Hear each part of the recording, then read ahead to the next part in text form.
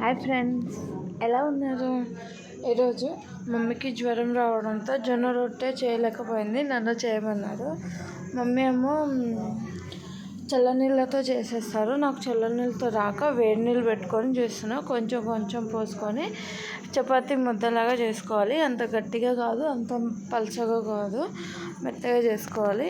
దీన్ని ఇంకో 2-3 సార్లు బాగా పిసికి పక్కన పెట్టుకొని మనకు ఎంత అవసరమో అంత పిండి తీసేసుకోవాలి. పిండి తీసుకొని కొంచెం కొంచెంగా చేయాలి. మమ్మీ పెద్దగా చేస్తుంది కాబట్టి నాకు పెద్దగా ముద్దలు తీసుకుంటుంది. నేను చిన్న చిన్న రొట్టెలు చేస్తాను, అందుకని చిన్న ముద్ద తీసుకున్నాను. డాడీ కూడా కొంచెం లావుగా తింటారు కాబట్టి ముద్ద అనేది కొంచెం తీసుకుని చేస్తున్నా. చిన్న చిన్న రొట్టెలే వస్తాయి ఫ్రెండ్స్ నాకు.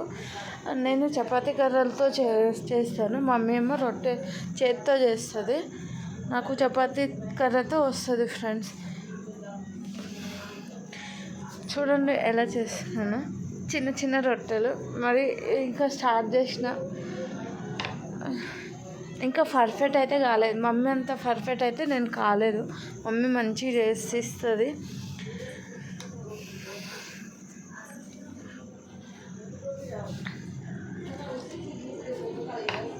రొట్టె చూడండి ఫ్రెండ్స్, మొత్తం ఉబ్బుతుంది. అంటే లావుగా ఉంది రొట్టె, పలసగా ఉంటే ఉబ్బదు రొట్టె. ఈ రొట్టె మీద పెసరపప్పు అండ్ మెంతం కూర చేసిన ఈరోజు.